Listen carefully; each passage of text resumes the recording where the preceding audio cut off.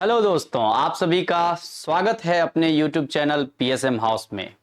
दोस्तों, उम्मीद है कि आप लोग स्वस्थ होंगे और खूब अच्छे से अपनी तैयारी भी अब जारी कर रखे होंगे।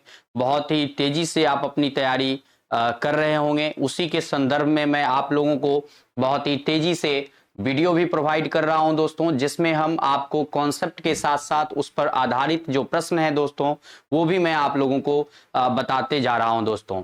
लेकिन कुछ कलेक्शन ऑफ क्वेश्चंस जो आपका प्रैक्टिस के लिए होना है दोस्तों, वो भी हम जैसे ही ये सारे चैप्टर्स का स्टडी कंप्लीट करते हैं दोस्तों, फिर हम लोग स्टार्ट करेंगे उसके प्रैक्टिस का भी। तो शुरू करते हैं आज का क्लास। देखते हैं कि आज का हमारा टॉपिक क्या है दोस्तों। आज का आपका टॉपिक है सबसे महत्वपूर्ण टॉपिक। यहां से आप ध्यान रखें कि बीपीएससी टीआरई फेज 1 में आपका सबसे अधिक प्रश्न अगर ज्योमेट्री से पूछा गया है दोस्तों, तो आपका इससे भी कुछ कम क्वेश्चंस नहीं पूछे गए हैं, जो आपको मैंने पहले ही एनालिसिस में बता रखा है। लगभग इससे 12 क्वेश्चन की संख्या थी दोस्तों। टोटल 12 क्वेश्चंस आपसे पूछे गए हैं और मैं इसी वीडियो में, आप अंत तक बने रहिएगा, इसी वीडियो में मैं आपको लास्ट में सारे क्वेश्चंस जो आपके एग्जाम में पूछे गए हैं, किस तरह के क्वेश्चंस पूछे गए हैं, उसका भी मैंने आपको यहां पे एक एग्जाम्पल के रूप में लिया है और मैं वो आपको बताऊंगा। तो चलते हैं, हम अपने सेशन की शुरुआत करते हैं और इसमें देखते हैं कि हमें क्या क्या जानकारी लेनी होनी चाहिए। अगर हम बात करते हैं कोऑर्डिनेट ज्योमेट्री की, तो सबसे पहले हम बात करते हैं कि ये कोऑर्डिनेट ज्योमेट्री होता क्या है। कोऑर्डिनेट ज्योमेट्री में आप एक मैथमेटिशियन का नाम याद रखिएगा। ये मैथमेटिशियन हमारे डिस्कार्ट साहब हैं। 17वीं शताब्दी के महान फ्रांसीसी गणितज्ञ रेने डिस्कार्टिस एक को बिस्तर पर लेट करके, बहुत ही इंटरेस्टिंग स्टोरी है दोस्तों, कि बिस्तर पर लेटना उनको और सोचना पसंद था। ये डिस्कार्ट्स जो हैं बहुत बड़े फ्रांसीसी आपके मैथमेटिशियन थे, जिनको बिस्तर पर लेट करके सोचते रहना उनको बहुत पसंद था दोस्तों। और ये मैं क्यों बता रहा हूं, क्योंकि आप कोऑर्डिनेट ज्योमेट्री को अपने से कोरिलेट कर पाएं, आप समझ पाएं कि कोऑर्डिनेट ज्योमेट्री है क्या, एक्चुअली में हम लोग इसको क्यों पढ़ते हैं, तो आपको समझ में आ जाएगा कि डिस्कार्ट साहब ने इस बात को किस तरह से सोचा था। क्योंकि जब आप यहाँ पे जब ये बिस्तर पर लेट करके सोचने का काम करते हैं, तो एक दिन बिस्तर पर ही आराम कर रहे थे, करते समय उन्होंने प्लेन के बारे में, प्लेन जो समतल है दोस्तों, उस पर एक पॉइंट का, एक बिंदु का स्थिति का वर्णन करने की समस्या का हल कर दिया। मतलब कि एक समतल पे कोई एक प्लेन है, इस प्लेन पर कोई पॉइंट है, इस बिंदु पर, इस बिंदु के बारे में बताना, इस बिंदु के बारे में किस तरह से बताया जाए, इसके बारे में इन्होंने एक सॉल्यूशन दे डाला। वो किस चीज से कोरिलेट किए थे, तो आपको पता है कि his method was a development of older idea of latitude and longitude. अभी जस्ट मैं इसके बाद आपको बताऊंगा कि इसका कॉन्सेप्ट आप कैसे कोरिलेट कर सकते हैं। बहुत ही शानदार का ये टॉपिक है। इन ऑनर ऑफ डिस्कार्ट्स, इनके ऑनर में, इनके सम्मान में, the system used for describing the position of a point, किसी भी बिंदु का स्थिति अगर हमको पता करना है किसी प्लेन में या फिर किसी कहीं स्पेस में भी, तो वहां पर हम जब बात करते हैं तो इनके ही सम्मान में, डिस्कार्ट साहब के ही सम्मान में, यहां से कार्टीज उठा करके कार्टीजियन सिस्टम को इंट्रोड्यूस कर दिया गया। डिस्कार्ट के ही सम्मान में यहां से आपका कार्टीज उठा करके कार्टीजियन सिस्टम बना दिया गया। इसीलिए जब हम इस सिस्टम को पढ़ते हैं तो इसको कार्टीजियन प्लेन बहुत जगह बोला जाता है, बहुत जगह कार्टीजियन सिस्टम के रूप में हम लोग देखते हैं। तो एक एक्चुअली में अगर हम बात करते हैं कोऑर्डिनेट ज्योमेट्री का, तो ये आपका इसी को, बिंदु को किसी प्लेन में उसकी स्थिति को बताने के लिए आपका यूज किया जाता है। तो हम चलते हैं उसी के बारे में अब चर्चा करते हैं आगे। अगर हम बात करें कोऑर्डिनेट ज्योमेट्री की दोस्तों, तो ये क्या होता है कोऑर्डिनेट ज्योमेट्री। अगर कोऑर्डिनेट ज्योमेट्री को आप समझना चाहते हैं तो यहां पर आप समझिए, आपको मैंने ज्योमेट्री पहले ही बता रखा है और आप ज्योमेट्री के बारे में जानते भी हैं। ज्योमेट्री क्या होता है, जियो और मेट्री, मतलब जियो का मतलब अर्थ और मेट्री मेट्रॉन से आया है, ग्रीक वर्ड है, जिसका मतलब होता है कि पृथ्वी का मेजरमेंट करना। अब आप ये समझिए कि ये एक प्लेन है, और प्लेन का मतलब हम कह रहे हैं कि एक कोई भी समतल कहीं भी किसी भी अर्थ धरती पर आप देखना चाहें, फिर या आप इस बोर्ड को देख रहे हैं तो इस बोर्ड पर कि कोई एक पॉइंट है, यहां पर एक पॉइंट है, इस बिंदु का क्या स्थिति होगा इसके बारे में आपको बताना है। तो आप कैसे बताएंगे? तो आपको हम याद दिलाते हैं हमारे पृथ्वी के बारे में। हमारा पृथ्वी इस तरह से के स्ट्रक्चर को होल्ड करता है, और जब हम इसको थोड़ा सा और अच्छा से बनाते हैं अगर, तो हमारी पृथ्वी जो है दोस्तों वो कुछ इस प्रकार से है कि आप इसको देख पा रहे होंगे। यहां पर आप अगर देखेंगे तो ये जो आपका ये वाला जो लाइन है दोस्तों, इसको इक्वेटर कहा जाता है। ये इक्वेटर जो है दोस्तों, हिंदी में इसको विषुवत रेखा कहते हैं। ये इक्वेटर जो है दोस्तों, इसी को लैटिट्यूड कहा जाता है। लैटिट्यूड, हिंदी में इसको अक्षांश कहते हैं दोस्तों। और ये वाला जो लाइन है दोस्तों, ये वाला, इसी को हम लोग देशांतर के नाम से, और लॉन्गिट्यूड हिंदी इंग्लिश में अगर कहें तो लॉन्गिट्यूड के नाम से इसको जानते हैं।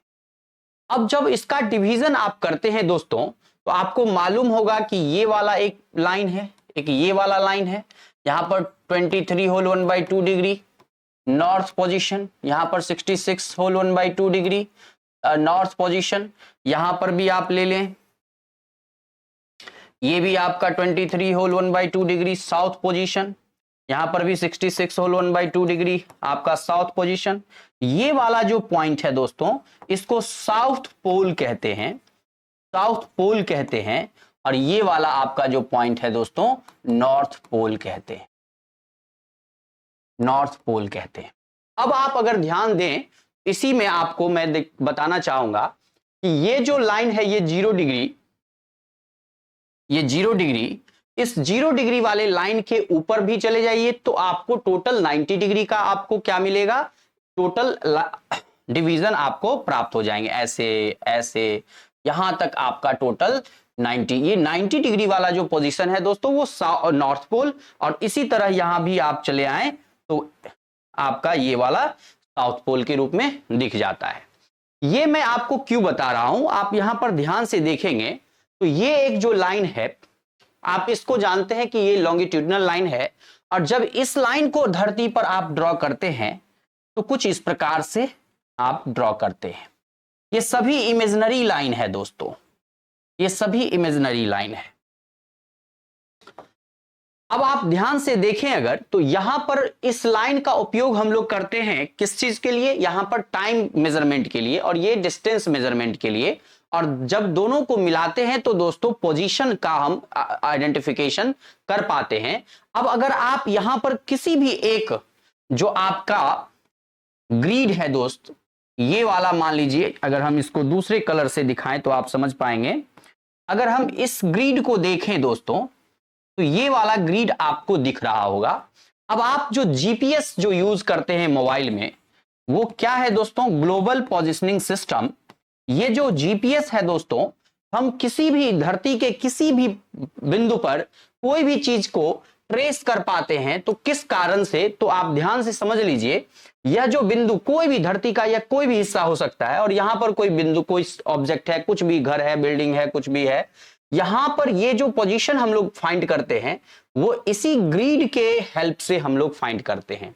और इस ग्रिड से इस ऑब्जेक्ट की दूरी इधर यहां से, और इस यहां से इसकी ऑब्जेक्ट की दूरी को हम लोग यहां पर दर्शाते हैं। एक यहां पर एलिमेंट होता है, एक यहां पर एलिमेंट होता है, नंबर के रूप में ही, जो कि हम यहां अगर कहें तो एक आपका नॉर्थ पोल, चूंकि नॉर्थ पोल के रूप में है तो ये वाला पॉइंट आपका क्या होगा, इस तरह से जाएगा। तो ये वाला एक एंगल होगा और एक ये वाला एंगल होगा। तो आप यहां पर कह सकते हैं कि ये जो क्रॉस इंटरसेक्शन पॉइंट है वो यहां पर एक एक्स कोऑर्डिनेट और एक वाई कोऑर्डिनेट, अभी मैं कोऑर्डिनेट वर्ड केवल आपको बताने के लिए बोल रहा हूं, लेकिन हम लोग बाद में इसको कोऑर्डिनेट ही बोलने वाले हैं। तो यहां पर दो एलिमेंट को इंट्रोड्यूस करते हैं, क्योंकि ये दो इंटरसेक्टिंग दो लाइंस के इंटरसेक्टिंग पॉइंट हैं दोस्तों। यहां पर जो हम लोग पोजीशन को डिफाइन किए दोस्तों, यही पोजीशन को डिफाइन करना डिस्कार्ड्स का जो कॉन्सेप्ट था दोस्तों, वो इसी को लेकर के, इसी को आधार बना करके उन्होंने इस पॉइंट का लोकेशन ट्रेस करने की शुरुआत की। और यही जो है ब्रांच, जिस मैथमेटिक्स के ब्रांच में हम लोग इसका स्टडी करते हैं, वह ब्रांच ऑफ मैथमेटिक्स ही जो है दोस्तों कोऑर्डिनेट ज्योमेट्री कहलाता है। यहां पर आपको समझने में किसी भी प्रकार का कोई दिक्कत नहीं हुआ होगा। अगर आपको कोई दिक्कत हो तो निश्चित रूप से आप हमें कमेंट बॉक्स में आप क्वेश्चन कर सकते हैं, हम इसका और भी उत्तर देंगे। ये एक शॉर्टकट वे में हम आपको समझाने का प्रयास किए हैं। ये अभी समाप्त नहीं होता है, इसमें और भी तथ्य हैं जो हम आपको बता सकते हैं, लेकिन जरूरत नहीं है तो हम लोग आगे बढ़ते हैं। अगर हम आगे बढ़ें तो फिर हमारे सामने आता है दोस्तों क्वाड्रेंट। अगर हम क्वाड्रेंट की बात करते हैं दोस्तों, तो अभी मैंने आपको क्या बना के दिखाया, अभी मैंने आपको दिखाया कि भाई ग्रिड के ही कारण जो है हमारा वहां से लोकेशन ट्रेस होता है। अभी मैं जो क्वाड्रेंट को बताने जा रहा हूं दोस्तों, उसी ग्रिड का एक हिस्सा यहां पर उठा लेते हैं। अब आपके सामने यहां पर दो लाइन आप देख रहे होंगे। एक लाइन आपका यहां पर अगर लाइन को हम डिनोट करें तो ए ओ बी है दोस्तों, और दूसरा सी ओ डी है दोस्तों। ये दो लाइन आप प्लेन में लेते हैं और ये दोनों लाइन एक दूसरे पर परपेंडिकुलर होता है, एक दूसरे पर परपेंडिकुलर होता है। तो ये जो लाइन आप जहां लिए हैं वह प्लेन को चार भाग में बांट देता है दोस्तों। ध्यान से समझिएगा, ये प्लेन को चार भाग में बांट देता है। यह पहला भाग है, फर्स्ट क्वाड्रेंट के नाम से जानते हैं, चतुर्थांश भी कहते हैं दोस्तों। इसको सेकंड क्वाड्रेंट के नाम से जानते हैं। ये हमारा थर्ड क्वाड्रेंट हो जाता है दोस्तों, और ये हमारा फोर्थ क्वाड्रेंट हो जाता है। इसको हिंदी में चतुर्थांश कहते हैं। चार अंश किसी भी प्लेन पर, कोई लाइन, कोई दो लाइन अगर म्यूचुअली परपेंडिकुलर हो, का तात्पर्य कि परस्पर लंबवत हो दोस्तों, एक दूसरे पर परस्पर लंबवत हो, तो यह प्लेन को, समतल को चार भाग में बांटता है और प्रत्येक भाग क्या कहलाता है, क्वाड्रेंट कहलाता है दोस्तों। प्रत्येक भाग क्वाड्रेंट कहलाता है, ये बात आप ध्यान रखेंगे। इस भाग को फर्स्ट क्वाड्रेंट, इस भाग को सेकंड क्वाड्रेंट, इस भाग को थर्ड क्वाड्रेंट और इस भाग को फोर्थ क्वाड्रेंट कहते हैं। ये आपको ध्यान रखना है। अब यहां पर ही आपका कॉन्सेप्ट आ जाता है, इस लाइन को क्या कहते हैं। तो दोस्तों ये लाइन जो है आपका हॉरिजॉन्टल लाइन है, और यह जो लाइन है दोस्तों आपका वर्टिकल लाइन है। जब प्लेन पर आप डायरेक्शन को शो करते हैं दोस्तों, यह वेस्ट के रूप में, और यह ईस्ट के रूप में, यह नॉर्थ के रूप में, और यह साउथ के रूप में आप शो करते हैं। तो अगर आपसे कोई पूछता है कि हॉरिजॉन्टल लाइन क्या होता है, तो आप कह सकते हैं कि जो लाइन पैरेलल टू क्या होता है, वेस्ट ईस्ट वेस्ट डायरेक्शन के पैरेलल होता है, वो हॉरिजॉन्टल लाइन है, और जो नॉर्थ साउथ के पैरेलल लाइंस है वो आपका क्या होगा, वर्टिकल लाइन है। और यही हॉरिजॉन्टल लाइन जो है दोस्तों बाद में चल करके यहां पर x डैश x और y डैश, ये वर्टिकल y डैश के रूप में y o y dash, x dash o x o x dash के रूप में आप लाइन डिफाइन करते हैं। तो इस कंडीशन में इस लाइन को हम लोग x एक्सिस के नाम से जानते हैं दोस्तों, और इस लाइन को हम लोग y एक्सिस के नाम से जानते हैं। यहां पर इस बात को आपको ध्यान रखना है। अब यहां पर अब जब लाइंस आप डिफाइन कर लिए, एक्सिस जब डिफाइन कर लिए, तो आपका कंडीशन यहां पर क्या बनता है, ये एक्सिस जो चार क्वाड्रेंट को क्या करता है, बनाता है, उस क्वाड्रेंट में प्लेन का फॉर्मेशन होता है, जिसको हम लोग अलग अलग नाम से जानते हैं। तो जब हम इस प्लेन को यहां से यहां तक फर्स्ट क्वाड्रेंट में देखते हैं, तो दोस्तों ये एक्स और ओ और वाई से बना है, एक्स ओ वाई प्लेन, और या फिर शॉर्टकट में एक्स वाई प्लेन के नाम से जानते हैं दोस्तों। यहां पर हम आपको बताएंगे कि साइन किस रूप में लेंगे बाद में, पहले हम लोग इसके नाम को देख लेते हैं। और ये बना O Y O X dash, तो इसको जानते हैं X dash O Y plane, जिसको हम लोग शॉर्टकट में अगर कहें तो एक्स डैश वाई प्लेन के नाम से जानते हैं। और अगर इस लाइन इस क्वाड्रेंट को देखें दोस्तों तो यहां पर X dash Y dash plane के नाम से जानेंगे। और अगर इस प्लेन को देखें दोस्तों तो ये हमारा एक्स वाई डैश प्लेन के नाम से जानेंगे। इस तरह से आपका 4 प्लेन भी बनता है। यह सभी कार्टेशियन प्लेन आपका कहलाता है दोस्तों। इस प्लेन में जो भी पॉइंट्स जहां भी होंगे उसके कोऑर्डिनेट्स को हम कैसे दिखाएंगे वो आपको आगे बताते हैं दोस्तों। ये इसको आप समझ लीजिए, इसका स्क्रीनशॉट रख लीजिए कि आपको काम देगा। बहुत ही महत्वपूर्ण पॉइंट हमने आपको बताया है। इसको अगर हम आगे बात करें दोस्तों तो ये हमारे सामने कुछ इस प्रकार से आएगा कि अब फर्स्ट क्वाड्रेंट में अगर हम रखते हैं किसी भी एलिमेंट को तो वो क्या होगा उसको हम लोग देखते हैं। अब आपके सामने 2 पॉइंट आते हैं जो बहुत ही अति महत्वपूर्ण पॉइंट हैं। वो इसलिए कि अक्सर एग्जाम में ये पूछा जाता है और स्टूडेंट यहां पर इसमें कंफ्यूज कर जाते हैं। यहां पर एक वर्ड है दोस्तों एब्सिसा और दूसरा वर्ड है यहां पर ऑर्डिनेट। तो दोनों को हिंदी में हम लोग जानते हैं भुज और कोटि के नाम से। अभी मैंने जो आपको बताया दोस्तों वो मैंने बताया कि ये जो प्लेन था दोस्तों हमारा, ये एक्स डैश ओ एक्स और वाई वाई डैश, ये हमारा जो प्लेन है ये इसमें एक्स एक्सिस को दोस्तों हम लोग जानते हैं। इस एक्स एक्सिस को हम लोग एब्सिसा के नाम से, यहां पर भुज के नाम से, एब्सिसा के नाम से हम लोग जानते हैं। और वाई एक्सिस को दोस्तों हम लोग ऑर्डिनेट कोटि के नाम से जानते हैं। हिंदी में इसको कोटि बोलते हैं, इसको भुज बोलते हैं। अगर आपसे पूछा जाए कि एब्सिसा कौन सा लाइन होगा तो वो आपका ध्यान रखना है कि X coordinate of points is its perpendicular distance from the Y axis. किसके लिए? आपका एब्सिसा के लिए। का मतलब है कि बिंदु का एक्स निर्देशांक, वो एक्स निर्देशांक का मतलब हुआ कि एक्स कोऑर्डिनेट जो होगा दोस्तों वो वाई अक्ष से इसकी लंबवत दूरी होगी।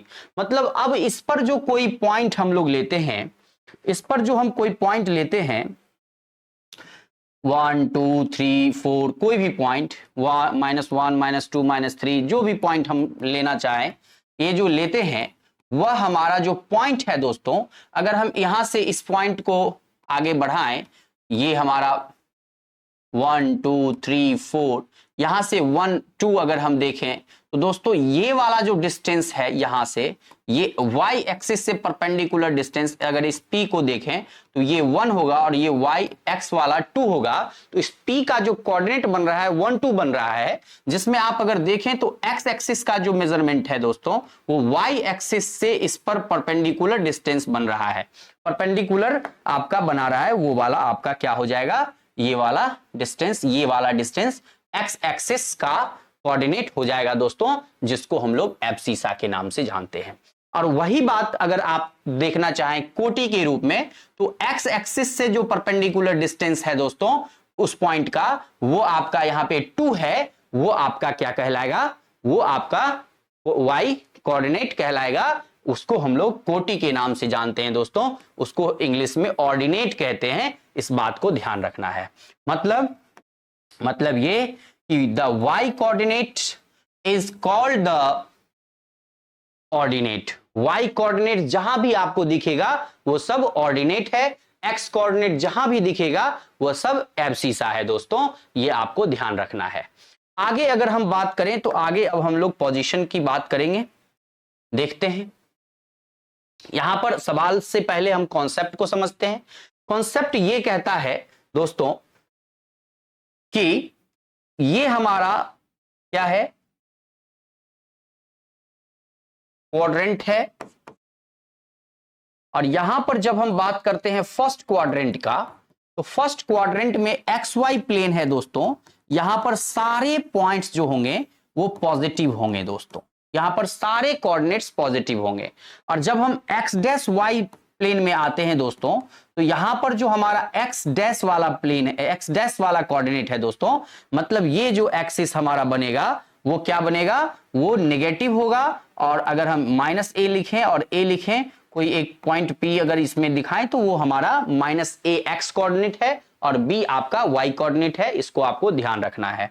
इसमें हमारा कोई पॉइंट पी है तो यहां पर माइनस ए माइनस बी, ये दोनों माइनस होगा, एक्स कोऑर्डिनेट भी वाई कोऑर्डिनेट भी, मतलब इसमें दोनों X dash Y dash plane है, मतलब ये दोनों नेगेटिव आपका होगा। और इसमें अगर आते हैं तो एक्स वाई डैश प्लेन है दोस्तों, तो यहां पर आपका एक्स कोऑर्डिनेट पॉजिटिव है, तो ये अगर पी पॉइंट है तो इसका कोऑर्डिनेट ए और बी का माइनस बी हो जाएगा।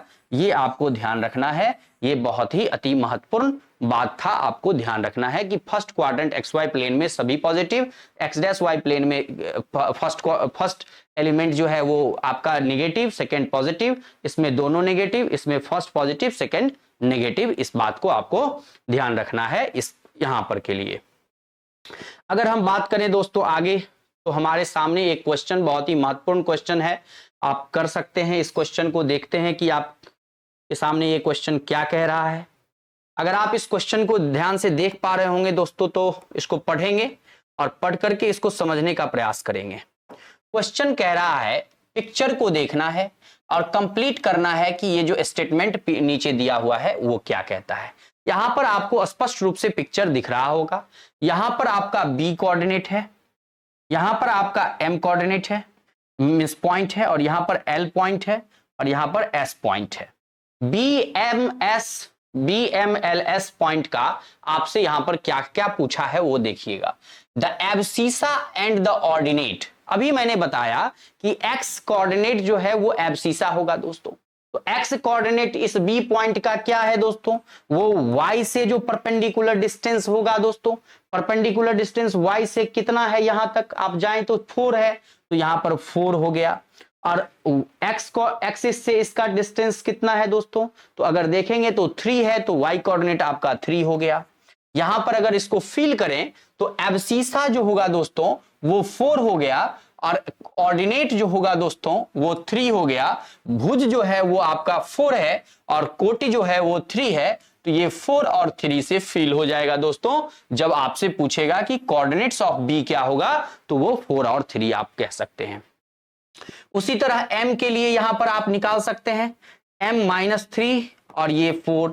यहां पर l के लिए निकाल सकते हैं, अगर l को देखें तो -5 और ये आपका -4। और अगर s को देखा जाए दोस्तों तो x कोऑर्डिनेट 3 और y आपका -4। तो इस प्रकार से आप सारे पॉइंट्स का कोऑर्डिनेट यहां पर दिखा सकते हैं और इसमें फिल कर सकते हैं।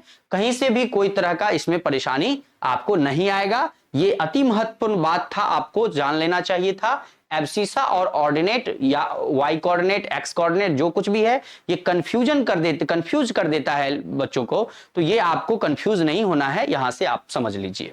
अगर हम आगे बढ़ें दोस्तों, तो हमारे सामने अगला पॉइंट आता है डिस्टेंस फॉर्मूला। ये भी बहुत ही महत्वपूर्ण आपका टॉपिक बनता है दोस्तों। क्यों महत्वपूर्ण है, क्योंकि अभी जो परीक्षा बीपीएससी का जो फेज 1 हुआ है दोस्तों, लगभग 4 क्वेश्चन तो आपको डिस्टेंस फॉर्मूला से ही आपको पूछा गया है। और सभी क्वेश्चंस अगर कहें तो बिना डिस्टेंस फॉर्मूला के जाने आप कोऑर्डिनेट ज्योमेट्री में आगे नहीं बढ़ सकते हैं। तो इसीलिए ये बहुत ही महत्वपूर्ण टॉपिक बन जाता है आपका डिस्टेंस फॉर्मूला। ये डिस्टेंस फॉर्मूला होता क्या है दोस्तों, उस बात को अगर आप समझें तो बहुत ही शानदार का ये बात है। आप यहां पर देखें कि दो कोई भी पॉइंट आपका प्लेन में है, मान लीजिए ये पॉइंट है और ये पॉइंट है, ये आपका ए है और ये आपका बी है। तो यहां पर अगर आप देखेंगे तो ए का जो कोऑर्डिनेट है दोस्तों, वो मान लीजिए कि यहां पर x1 y1 है और यहां पर बी का कोऑर्डिनेट x2 y2 है। तो यहां से इस पॉइंट से इस पॉइंट का जो डिस्टेंस है दोस्तों, ये आपसे पूछा जा रहा है कि ये दूरी कितना होगा, ये आपको बताना है। तो आपको अगर ये बताना है दोस्तों, तो इससे यहां पर परपेंडिकुलर ड्रॉ कर लीजिए, इससे यहां पर परपेंडिकुलर ड्रॉ कर लीजिए और इससे यहां पर परपेंडिकुलर ड्रॉ कर लीजिए। ये एल एम और ये एन है दोस्तों। यहाँ ये वाला जो डिस्टेंस, ये जो वैल्यू निकालना है दोस्तों, तो ये वाला वैल्यू और ये वाला वैल्यू के क्या होगा, स्क्वायर, ये वाला वैल्यू और ये वाला वैल्यू के स्क्वायर के सम ए बी के स्क्वायर के बराबर होगा। तो ए बी ही तो आपको निकालना है दोस्तों। ए बी का स्क्वायर जो होगा वो हो जाएगा ए एन के स्क्वायर प्लस बी एन के स्क्वायर के सम के बराबर। अब अगर ए एन आपको चाहिए दोस्तों, तो आपको पता है कि यहां पर एल, ये वाला यहां से दूरी जो है दोस्तों, ये कितना है आपको मालूम है, यहां से यहां का दूरी x1 है और यहां से यहां का दूरी x2 है। कैसे, तो आप देखेंगे यहां से यहां दूरी जो है ये x2 है और यहां से यहां दूरी ये x1 है। फर्स्ट क्वाड्रेंट, आपका जो फर्स्ट एलिमेंट है इस क्वाड्रेंट इसका, और यहां पर जो फर्स्ट एलिमेंट है इस पॉइंट पर, वो आपका x कोऑर्डिनेट है दोस्तों। तो ये आपको ध्यान रखना होगा। अगर आप यहां पर देखते हैं तो ये इसका वैल्यू कितना हो जाएगा, तो आप यहां से निकाल सकते हैं भाई। इसका जो दूरी हो जाएगा दोस्तों, ये टोटल x2 से x1 को घटा दीजिए, तो x2 माइनस x1 जो होगा दोस्तों, ये डिस्टेंस यहां से यहां तक का हो जाएगा। तो इसी का an के पैरेलल है, तो an का स्क्वायर x2 माइनस x1 का होल स्क्वायर हो जाएगा। और यहां पर अगर इस दूरी को देखा जाए दोस्तों, तो ये दूरी जो है ये टोटल दूरी y2 है दोस्तों, और ये दूरी जो है आपका y1 है दोस्तों। इस y1 को y2 से सब्ट्रैक्ट कर दीजिए, तो ये दूरी आपका निकल जाएगा, ये दूरी आपका निकल जाएगा y2 माइनस y1। तो यहां पर आपका क्या हो जाएगा, bn y2 माइनस y1 का होल स्क्वायर।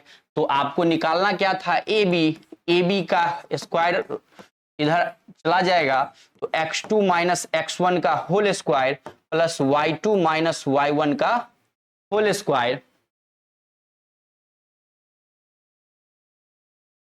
यहां पर आपका देखने के लिए मिलेगा। किसी किसी के मन में होगा कि भाई जब स्क्वायर को इधर ले जाते हैं तो यहां पर तो प्लस माइनस आपका स्क्वायर रूट होता है, तो माइनस क्यों नहीं लिखे यहां पर। तो हम आपको बता देना चाहेंगे कि डिस्टेंस जो है वो कभी भी निगेटिव नहीं होता है, इसीलिए ये माइनस वाला जो साइन है दोस्तों, ये यहां पर फिट नहीं होगा, ये आपको ध्यान रखना है। ठीक है, तो आगे अगर हम बात करें तो ये सिर्फ प्लस में होगा, तो यही आपका फॉर्मूला हो जाता है दो बिंदु के बीच का दूरी निकालने का। ये आपको ध्यान रखना है। इस पर चलते हैं, कुछ क्वेश्चंस को करते हैं दोस्तों। तो वो हमारे सामने जो है ये क्वेश्चन आता है। अगर इस क्वेश्चन को आप ध्यान से देखें तो दोस्तों बहुत ही शानदार का क्वेश्चन है। ये क्वेश्चन कह क्या रहा है उसको पहले देखेंगे। ये क्वेश्चन कह रहा है कि डू द पॉइंट्स इतना इतना और इतना फॉर्म अ ट्राइंगल। क्या ये जो पॉइंट्स दिए हुए हैं ये ट्राइंगल का फॉर्मेशन करते हैं।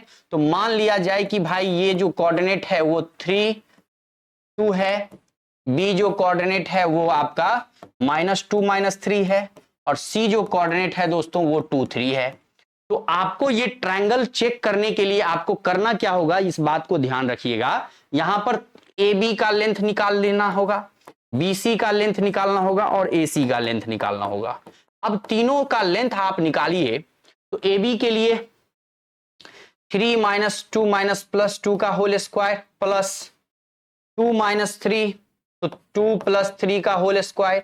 ये आपका हो कितना जाएगा, तो ये हो जाएगा 3 + 2 5, और 5 का होल स्क्वायर मतलब कितना कि 5 का होल स्क्वायर 25 25 50। तो अगर यहां पर 50 लिखें तो कोई दिक्कत नहीं है, और इसी को लिख सकते हैं 5√2 दोस्तों। क्यों, क्योंकि 5 का स्क्वायर 25 और अंदर जाके 2 से मल्टीप्लाई होकर के 5√2 आ जाएगा। बीसी का अगर वैल्यू निकालें दोस्तों तो वो ये हो जाएगा 2 - 2 + 2 का होल स्क्वायर प्लस 3 - 3 + 3, तो 3 + 3 का होल स्क्वायर। अगर ये देखा जाए दोस्तों तो 4 का स्क्वायर हो गया कितना 16, और ये हो गया 3 3 6 का स्क्वायर 36, ये हो गया दोस्तों कितना √52 हो गया दोस्तों।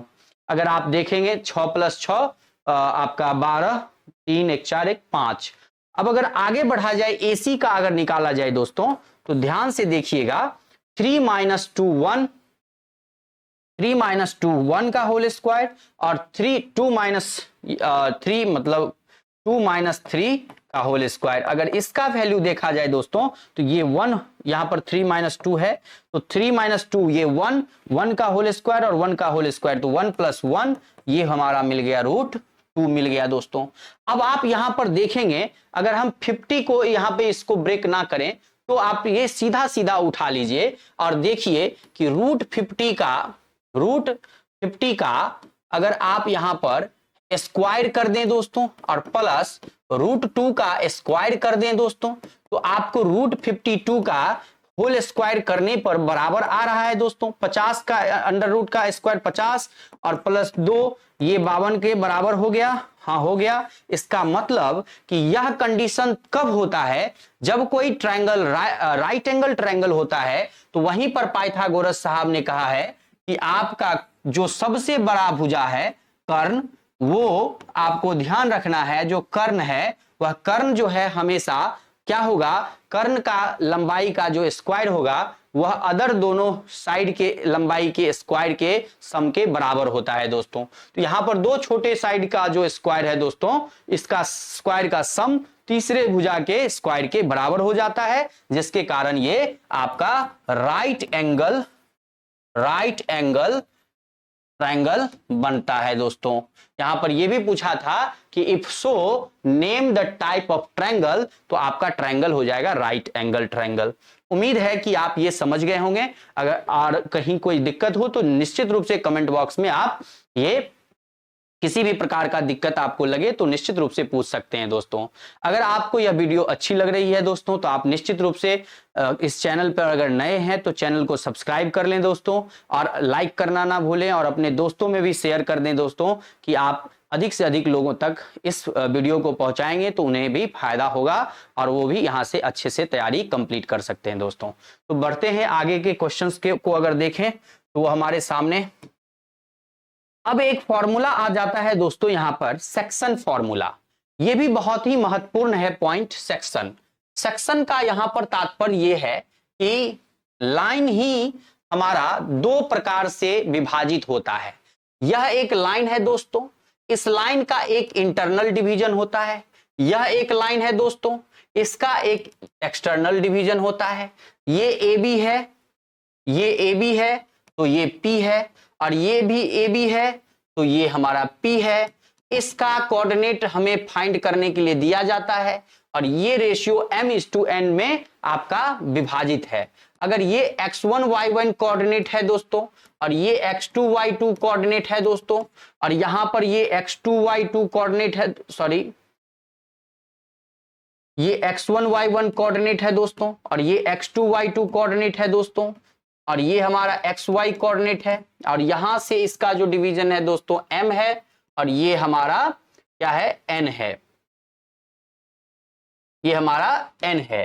तो इस कंडीशन में आप यहां पर क्या ध्यान रखेंगे, इस पॉइंट का जो आपका कोऑर्डिनेट होगा दोस्तों वो क्या होगा, वो होगा pxy का कोऑर्डिनेट अगर निकालना है तो वो होता है mx2 प्लस nx1 बटे m प्लस n, और y के लिए हो जाता है my2 प्लस ny1 बटे m प्लस n। ये किसके लिए है, ये है इंटरनल डिवीजन के लिए दोस्तों। जब एक्सटर्नल डिवीजन की बात करते हैं दोस्तों तो यहां पर pxy जो है वो हमारा हो जाता है mx2 माइनस nx1 बटे m माइनस n, और ये हो जाता है my2 माइनस ny1 बटे m माइनस n। और यहां पर आपको यह ध्यान रखना है कि कभी कभी यह बिंदु P जो है यह ट्राइसेक्ट करता है या बाइसेक्ट करता है, तो यहां पर ये जो डिवीजन है m:n वह m:n 1:1 के रूप में हो जाता है। तो m प्लस n जो डिवीजन करेंगे दोस्तों ये वाला, तो ये मिड पॉइंट के रूप में जब होगा तो मिड पॉइंट का जो आपका फॉर्मूला बनेगा वो सिंपल सा बन जाएगा x2 प्लस x1 बटे 2 और y2 प्लस y1 बटे 2। ये तब जब मिड पॉइंट आपको दिया हुआ हो, जब लाइन दो इक्वल भाग में विभाजित होता हो दोस्तों। तो ये बहुत ही महत्वपूर्ण आपका बिंदु था, सेक्शन फॉर्मूला से रिलेटेड आपको ये जान लेना चाहिए था। ये बहुत ही महत्वपूर्ण बात है, इसको आप समझ लें। तो इसके बाद हम इस पर एक क्वेश्चन भी करते हैं दोस्तों, देखते हैं कि वो क्वेश्चन आपको किस रूप में पूछा गया है। और जो क्वेश्चन मैं यहां पर लाया हूं दोस्तों, ये सारे क्वेश्चंस का मैं जो प्रीवियस क्वेश्चन फेज 1 में पूछे गए हैं बीपीएससी के द्वारा, उसका मैं पूरा का पूरा 41 से लेके जो आपका 120 टोटल 80 क्वेश्चंस जो आपका मैथमेटिक्स में 9 to 10 क्लास में पूछा गया है, उसका मैं वीडियो पहले से बना करके प्लेलिस्ट में सारे क्वेश्चंस का सॉल्यूशन डाल रखा है दोस्तों। अगर आपको देखना है तो जाकर के वहां से देख सकते हैं। जो भी चैप्टर मैं यहां पे पढ़ा रहा हूं दोस्तों, वो सब चैप्टर का कोई ना कोई क्वेश्चन जो मैं यहां लेके आ रहा हूं, वह सारे क्वेश्चंस आपको बीपीएससी के फेज 1 में पूछे गए क्वेश्चंस से ही संबंधित हैं दोस्तों। इसलिए ये बहुत ही महत्वपूर्ण होता है कि जो क्वेश्चन यहां पर आपको कराया जा रहा है, वो एक तो आपका फेज 1 में पूछा गया क्वेश्चन है, दूसरा कि आपको जो क्वेश्चन कराया जा रहा है ये सेम टू सेम एनसीईआरटी से आपका क्वेश्चन लिया गया क्वेश्चन है, थोड़ा भी अंतर आपको नहीं दिखने को मिलेगा। ये मैं इसलिए बता रहा हूं कि आपका एनसीईआरटी का मिनिमम आपका प्रैक्टिस 20-25 दिन में हो जाना चाहिए दोस्तों। फिर उस पर आप जितना हाथ फ्रेश कर सकेंगे, आपको उतना ज्यादा सहूलियत होगा परीक्षा में। अगर हम यहां पर बात करें इस क्वेश्चन के बारे में दोस्तों, तो ये क्वेश्चन हमारे सामने क्या कहता है, ध्यान से देखेंगे। कहता है कि find the coordinates of a point A where AB is the diameter of a circle। ये देखिए दोस्तों, ये हमारा एक सर्कल है, यहां पर ये सेंटर है और ये एक डायमीटर है, ये A है, ये O है और ये B है। अगर हम इसको दूसरे कलर में देखें तो ये A, ये O, ये B, और यहां पर A का आपको कोऑर्डिनेट पूछा है, O सेंटर का कोऑर्डिनेट दे रखा है दोस्तों 2 - 3, और यहां पर B जो है दोस्तों 1 और 4 के रूप में दे रखा है। अभी तुरंत मैंने आपको मिड पॉइंट वाला कॉन्सेप्ट बताया दोस्तों। ये जो वैल्यू है दोस्तों, ये जो वैल्यू है इसी को तो फाइंड करना हमने आपको सिखाया, pxy। देखिए कितना जल्दी से आप इस क्वेश्चन को कर सकते हैं। pxy और ये x1 y1 है दोस्तों। तो अभी इसी में मैंने बताया कि m/n जो है, ये m/n जो है आपका दोस्तों, यहां पर 1:1 हो जाता है। तो जब हमारा रेडियस है दोस्तों, तो बराबर तो होगा, इधर का पार्ट इधर के पार्ट के बराबर होगा। तो अब यहां पर इंटरनल डिवीजन आपका इक्वल है, तो O पर अगर आप कोऑर्डिनेट O की बात करें xy है, तो यहां पर फॉर्मूला जो लगाएंगे mx2 की जगह, यहां पर सिंपली हम क्या करेंगे, x2 + x1 बटे 2 करेंगे और y2 + y1 बटे 2 करेंगे। तो ये जो वैल्यू होगा x के बराबर होगा और ये जो वैल्यू होगा y के बराबर होगा, और ये आपको O का वैल्यू दे रखा है 2 - 3। तो 2 - 3 को बराबर कर सकते हैं x1 + 1 के, x1 + 1 बटे 2 के, और y वाला जो वैल्यू है दोस्तों y1 + 4 बटे 2 के। तो ये जो x1 प्लस ये जो है, ये वैल्यू बराबर हो जाएगा 2 के। तो x1 + 1 बटे 2 बराबर हो गया 2। तो यहां से x1 का वैल्यू हो जाएगा दोस्तों 2 × 2 = 4, 4 से 1 सब्ट्रैक्ट होगा, तो ये वैल्यू हो जाएगा 3। यहां से x1 आप जब निकाल लेते हैं तो फिर y1 के लिए -3 है, तो यहां पर y1 के लिए क्या हो जाएगा, -3 = y1 + 4 बटे 2। तो ये आ जाएगा इधर, तो 3 × 2 = 6 - 6, ये 4 है इधर आकर के -4, तो y का वैल्यू -10 हो जाएगा दोस्तों। तो यहां पर अगर a कोऑर्डिनेट की बात किया जाए तो 3 - 10 आपको देखने के लिए मिलेगा इसका उत्तर। कितना शानदार का क्वेश्चन है दोस्तों, और कितने आसानी से आप इसको कर सकते हैं परीक्षा में, आपको ये समझ में आ गया होगा। अगर हम आगे बढ़ें तो दोस्तों अगला हमारे सामने एक बहुत ही महत्वपूर्ण टॉपिक है, जो कि आपको 2-3 तरह के क्वेश्चंस यहां से पूछे जाते हैं। यहां पर आपको एरिया ऑफ ट्रायंगल के बारे में बताया गया है। एरिया ऑफ ट्रायंगल, जब हमारे पास यहां पर एक ट्रायंगल है दोस्तों, और इस ट्रायंगल का हमको एरिया निकालना है, और वो एरिया तब निकालना है दोस्तों जब यहां पर इसका कोऑर्डिनेट दिया हुआ है, और कोऑर्डिनेट जब दिया हुआ है तब का एरिया में क्या हम लोग फॉर्मूला लगाएंगे, वो बहुत ही महत्वपूर्ण बात हो जाता है। वो फॉर्मूला क्या है, उस बात को ध्यान से देखेंगे तो एरिया ऑफ ट्रायंगल जो होता है दोस्तों, ABC अगर हम कहें तो आप टेक्निकली 1/2 तो ध्यान रखेंगे ही रखेंगे। याद होगा आपको बेस इंटू हाइट, यहां पर भी हम लोग वही फॉर्मूला लगाते, बेस इंटू हाइट करते, लेकिन यहां पर हमको इसका ये अगर हम हाइट करते दोस्तों तो यहां पर अगर ये पॉइंट डी है तो एक्स वाई यहां पर लेट करते और फिर यहां से हमको इसको कैलकुलेट करके इस सब का वैल्यू निकालना पड़ता। तो हम उतना झंझट में अभी नहीं जाते हैं, सीधी सीधी बात हम लोग क्या करने जा रहे हैं उसको ध्यान से देखेंगे। यहां पर बेस इंटू हाइट बिना किए ही हम लोग सीधा फॉर्मूला निकाल सकते हैं। वो क्या होगा वो ध्यान से देखेंगे। साइक्लिक वे में आपको चलना है, पहले x1 फिर x2 फिर x3। तो जब हम पहले x1 x की बात करते हैं तो x1 लिख लिए, ब्रैकेट दे करके छोड़ देंगे, फिर वो x2 लिख लिए, फिर ब्रैकेट देके छोड़ देंगे, फिर x3 लिख लिए, फिर ब्रैकेट देके छोड़ देंगे।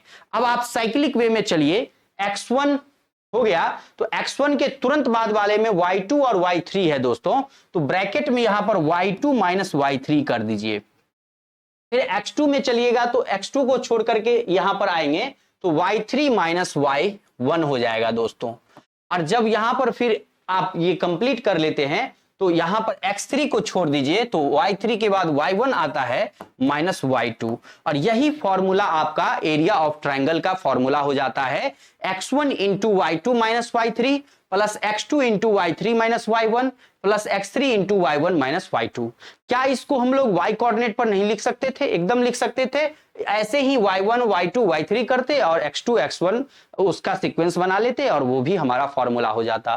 तो ये हमारा स्क्वायर यूनिट में होता है दोस्तों, क्योंकि ये एरिया है तो इसको ध्यान रखिएगा, ये स्क्वायर यूनिट में होता है।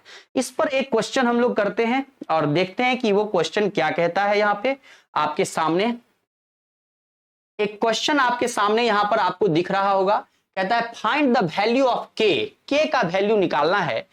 कब? इफ द पॉइंट्स इतना, ए का पॉइंट दे रखा है दोस्तों, ए आपको दे रखा है 2 3, बी दे रखा है 4k और सी दे रखा है आपको 6 - 3।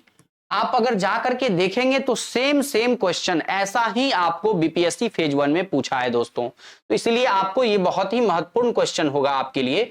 यहां पर के का वैल्यू पूछ रहा है, कब पूछ रहा है? जब ये पॉइंट्स कोलिनियर हैं दोस्तों।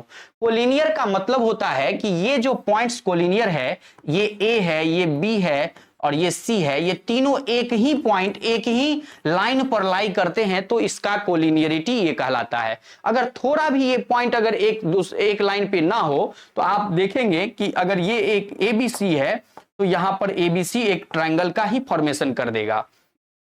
इसका मतलब ये ट्रायंगल का अगर एरिया 0 हो जाए दोस्तों, ये खिसक करके ऊपर चला आए तो यही लाइन का फॉर्मेशन कर देगा और ये कोलिनियर कहलाएगा। इसी तरीके से हम अगर कहें तो एरिया ऑफ ट्रायंगल ABC जो होगा दोस्तों कोलिनियर के लिए वो 0 हो जाएगा।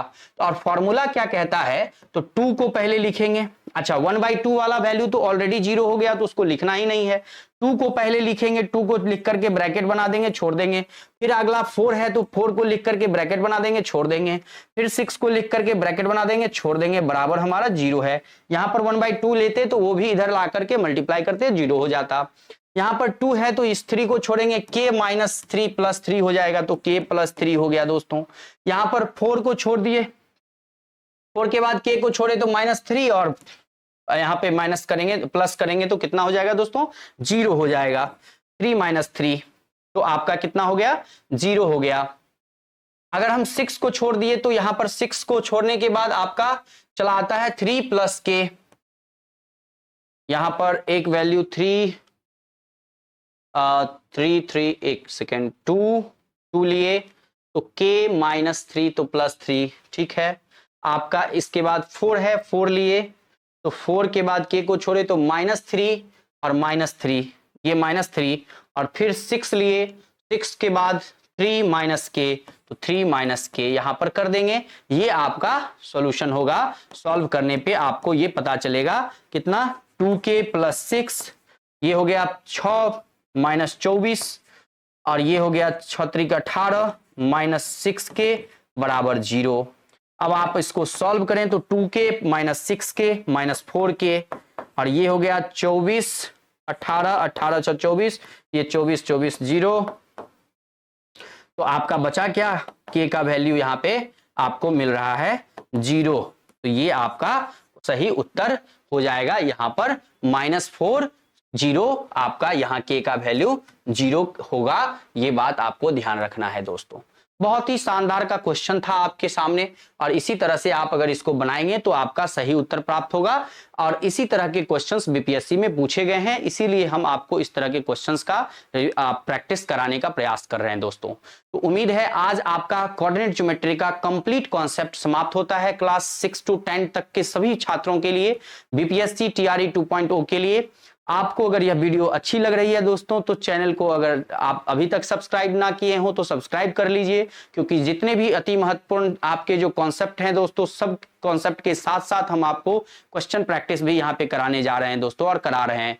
तो आपको बहुत मदद मिलने वाला है यहाँ से। तो आप अपने चैनल को अगर आप चाहते हैं कि यहाँ से और भी चीजें सीखें तो आप चैनल को जरूर सब्सक्राइब कर लें, दोस्तों को शेयर कर दें और स्वस्थ भी रहें और खूब मन लगा के पढ़ें दोस्तों। आज के लिए बस इतना ही, धन्यवाद।